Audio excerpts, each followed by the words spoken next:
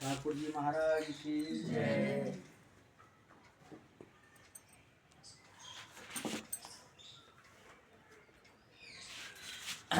आज जो है हम लोग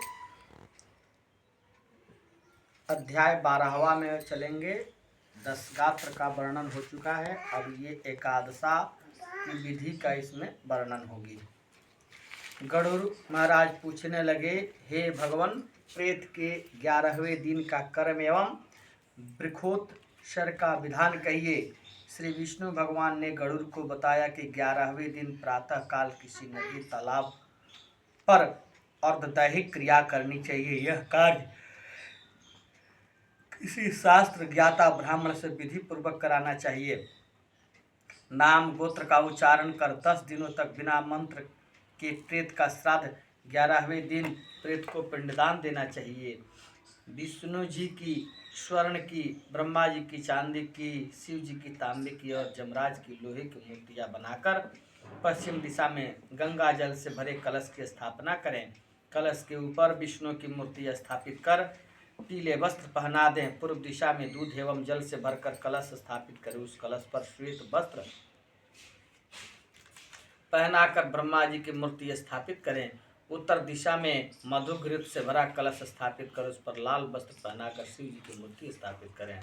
दक्षिण दिशा में तीर्थ जल भरे कलश की स्थापना करनी चाहिए। उस पर काले कपड़े पहनाकर जम की मूर्ति स्थापित करना चाहिए।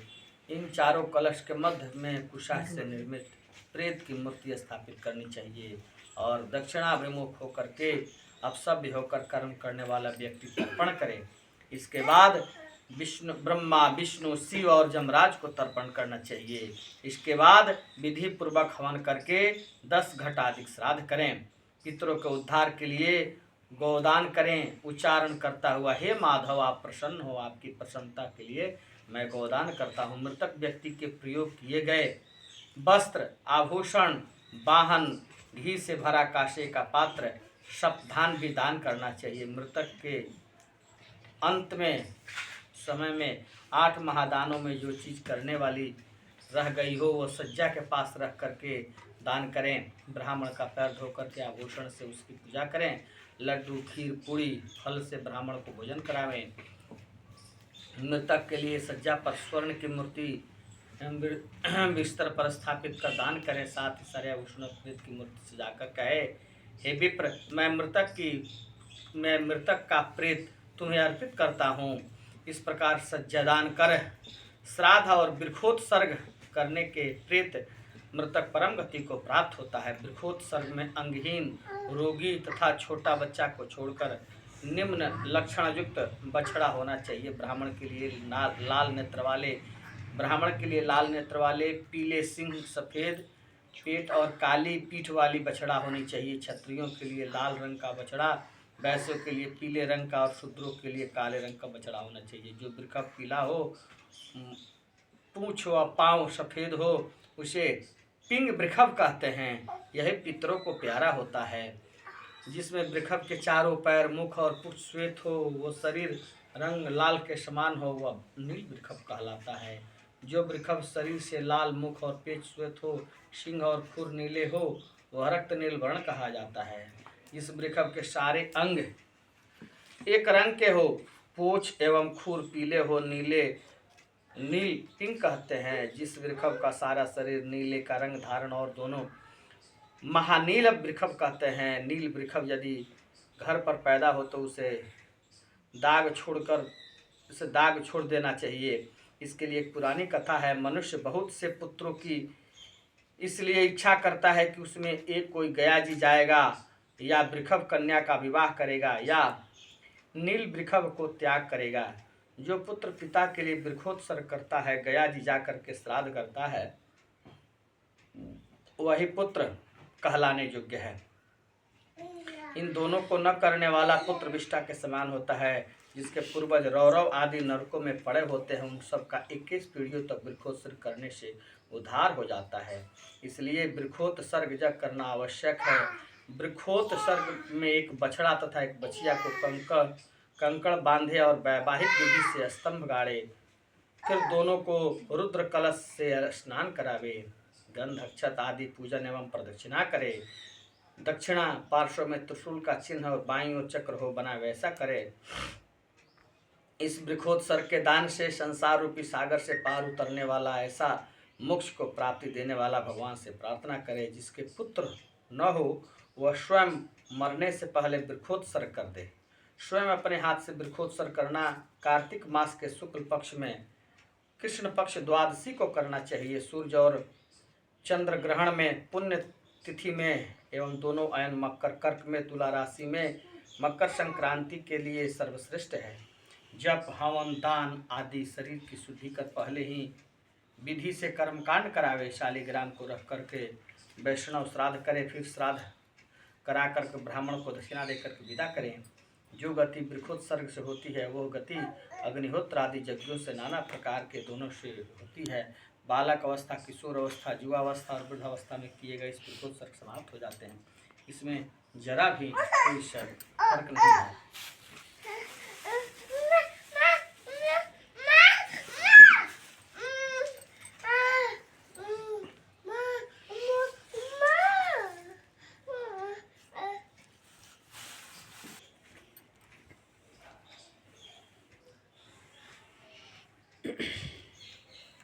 मित्र द्रोह, कृतघ्नता, गुरुपत्नीगामी, ब्रह्म हत्या, चोरी, डकैती आदि तीनों लोकों में इस वृक्षोत्सर्ग से बढ़कर कोई पुण्य नहीं है। इस वृक्षोत्सर्ग से बढ़कर कोई पुण्य नहीं है। पति और पुत्र के सामने यदि सौभाग्यवती स्त्री की मृत्यु हो जाए तो उसके निमित्त वृक्षोत्सर्ग न करके दूध देने वाली गाय को दान करना चाहिए। पुरुषों को वृषभ कंधों पर पीठ भार नहीं लादना चाहिए। जो पुरुष ऐसा करते हैं वह प्रलय काल तक घोर नरक को प्राप्त होते हैं, यातना सहते हैं। जो उसे लाठी या मुक्के से मारते हैं वो कल पर्यंत तक जम यातना भोगते हैं। वृक्षोत्सर्ग करने के बाद सपिंडी श्राद्ध से पहले षोडश श्राद्ध करना चाहिए। षोडश श्राद्ध 3 प्रकार के होते हैं। पहला मलिन पिंड कहलाता है। मलिन पिंड में एक पिंड मृत्यु स्थान पर, दूसरा पिंड द्वार पर, तीसरा अर्ध मार्ग में, चौथा चिता में, पांचवा शव के हाथ में, छठा पिंड अस्थि संचय के साथ 10 पिंड दिए जाते हैं। दूसरे खोड़स पिंड मध्य में दिए जाते हैं। इनमें पहला पिंड विष्णु, दूसरा पिंड शिव, तीसरा जम के निमित्त होता है, चौथा चंद्रमा, पांचवा अग्नि, छठा पिंड कव्यवाह, सातवां पिंड को काले देता, आठवां रुद्र, नौवां परमेश्वर, 10वां प्रेत, 11वां विष्णु, 12वां पिंड ब्रह्मा, 13वां विष्णु, 14वां शंकर, 15वां यम और 16वां पिंड प्रेत के लिए होता है। तीसरे प्रकार के खोड़स पिंड को वार्षिक कहलाते हैं। 12 महीने के बाद पिंड में 15 दिन तक पाक्षिक, 1.5 महीने तक त्रिपाक्षिक, 5.5 महीने तक एक नुमासिक, 11 एवं पिंडदान षोडशी कहलाते हैं। ये 48 श्राद्ध प्रेतपन का नाश करने वाले होते हैं। इसे विधि पूर्वक करने से पितरों को पंक्ति में पहुंचता है। मृतक के पितृ पंक्ति में पहुंचने के लिए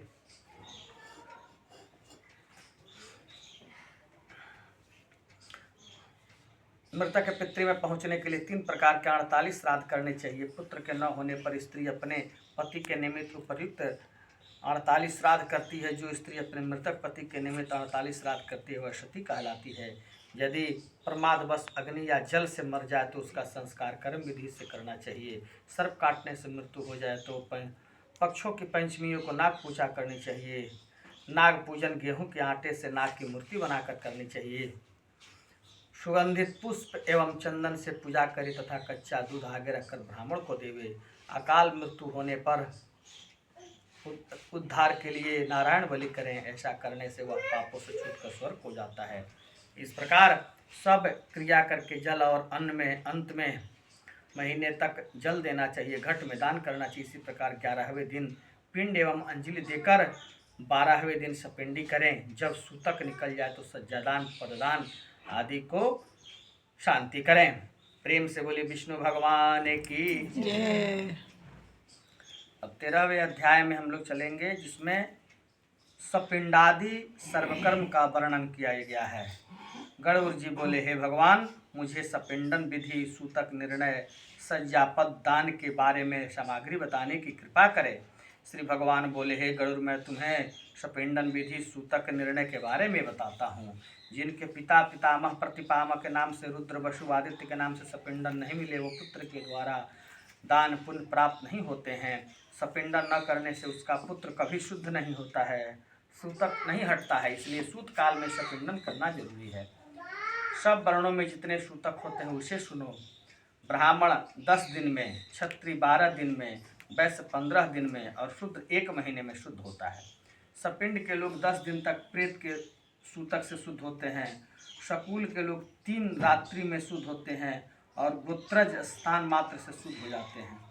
चौथी पीढ़ी में 10 रात्रि तक सूतक रहता है, 5वीं पीढ़ी में 6 रात्रि तक, 6ठी पीढ़ी में 4 दिन तक, 7वीं पीढ़ी में सूतक 3 दिन तक रहता है, 8वीं पीढ़ी में 1 दिन, 9वीं पीढ़ी में 2 पहर और 10वीं पीढ़ी में सूतक स्नान करने तक रहता है।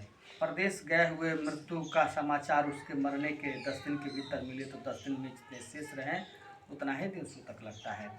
एक के मरने पर 6 दिन के अंदर किसी भी दूसरे की मृत्यु हो जाए तो पहले की सपिंडी के साथ ही दूसरी सपिंडी की जाती है।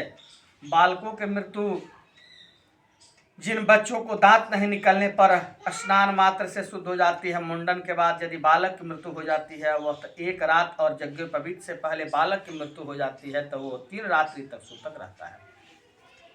इसके उपरांत मृत्यु होने तक 10 रात्रि तक सूतक रहता है। कन्या के विषय में जन्म से मुंडन तक मृत्यु हो जाए तो वह सब वर्णों में केवल मात्र से शुद्ध होती है। मुंडन के बाद बागदान होने तक कन्या की मृत्यु हो जाती है तो 1 दिन सूतक रहता है। बागदान और अंतर कन्या पिता एवं पति गृह में 3 दिन तक सूतक लगता है। विवाह के हो जाने पर केवल पति के घर में ही सूतक लगता है।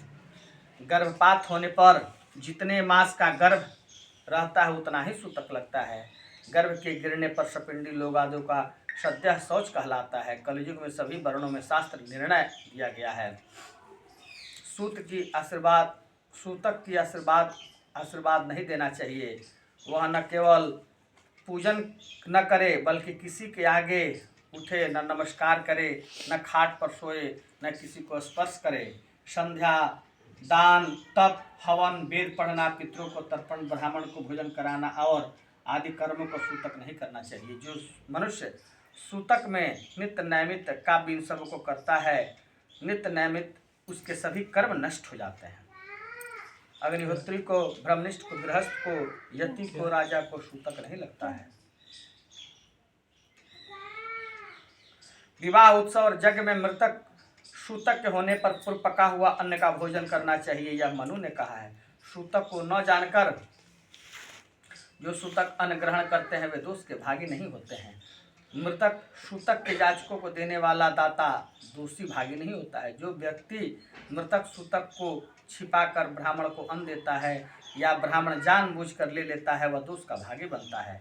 सूतक शुद्धि सपिंडी करना आवश्यक है। इसमें पिता को पितृलोक जाता है। सपिंडी करने के समय मुनियों ने मृत्यु से 12वें 21वें दिन, 6 मासी या 1 वर्ष के दिन बताए गए हैं।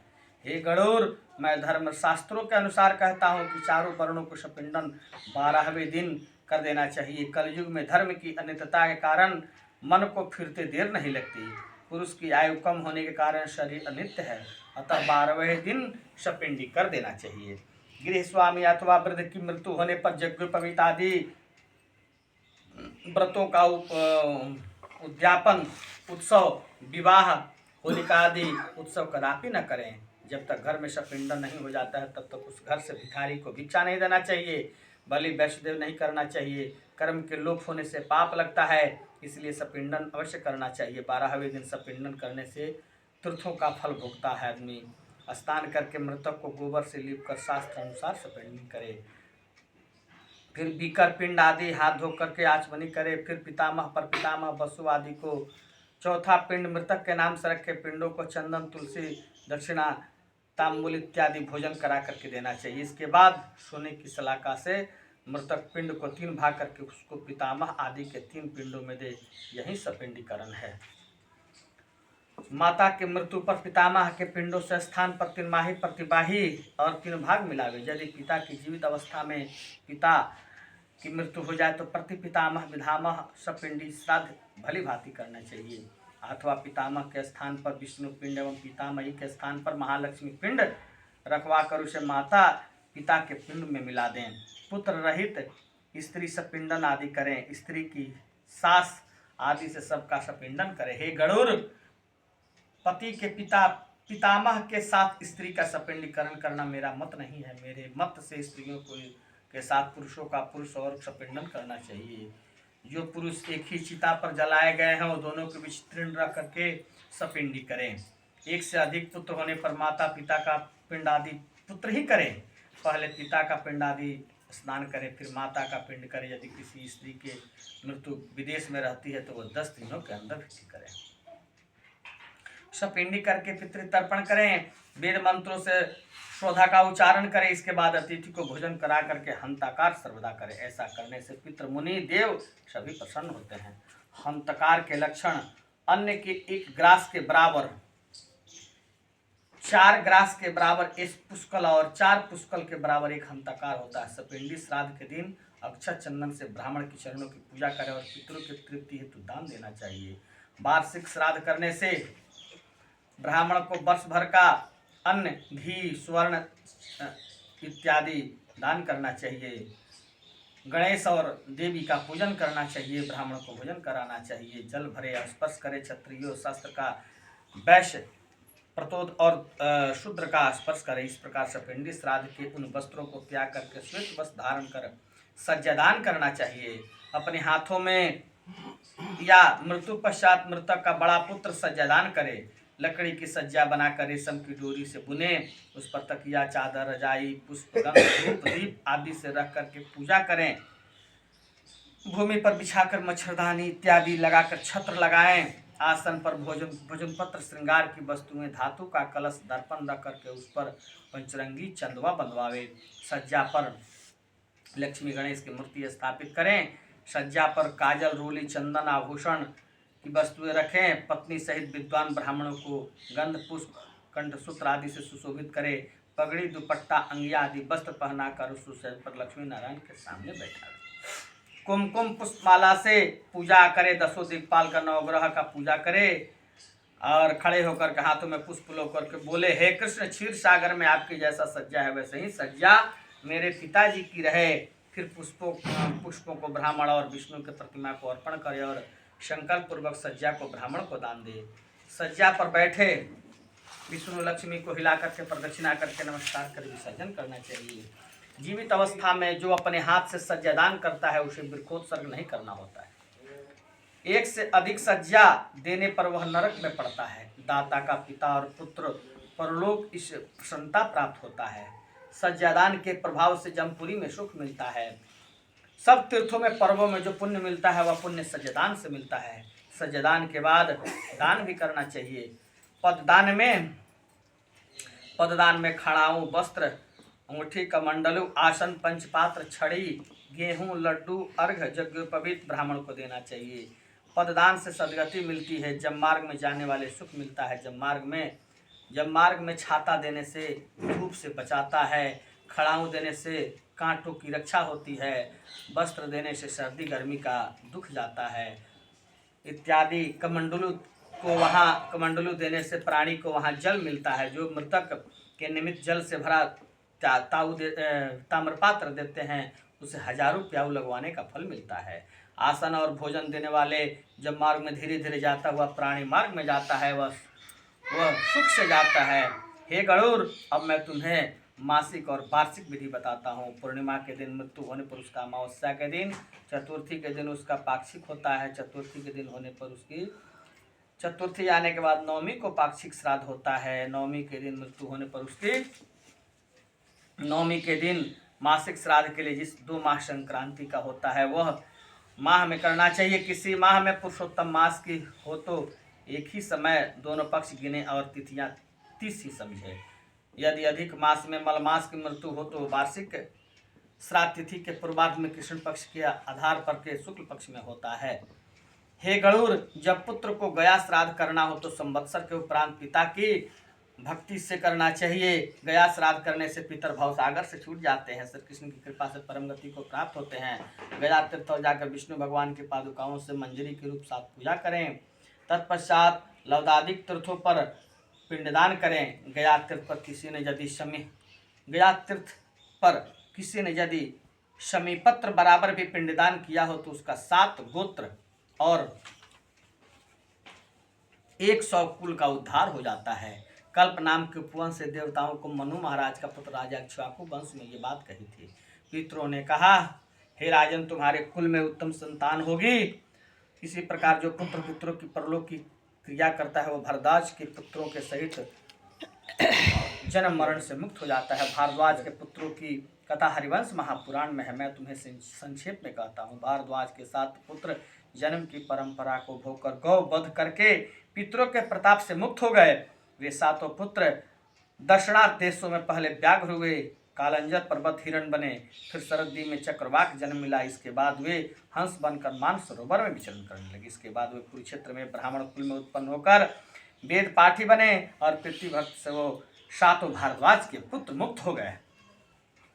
इसलिए मनुष्य को पितृभक्त होना चाहिए। पितृभक्त से मनुष्य श्लोक में परलोक में सुखी होता है।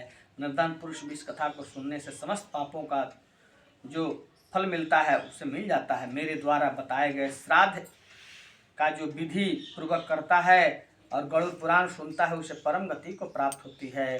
श्राद्ध करने से पुत्र को श्रेष्ठ पुत्र मिलता है। उसे पितामह से गौ धन मिलता है और प्रतिपितामह से धन देकर के दूध एवं धान्य से सुखी होता है। इस प्रकार समस्त पितर तृप्त होकर के पुत्र की मनोकामनाएं पूर्ण करते हैं। उसके पितर धर्म मार्ग में द्वारा धर्मराज के मंदिर में पहुंचकर परम आदर पाते हैं। श्री सूत जी बोले, इस प्रकार भगवान विष्णु ने गरुड़ से परलोक संबंधी दान श्राद्ध आदि की विधि एवं महत्व का वर्णन किया। प्रेम से बोले विष्णु भगवान की जय।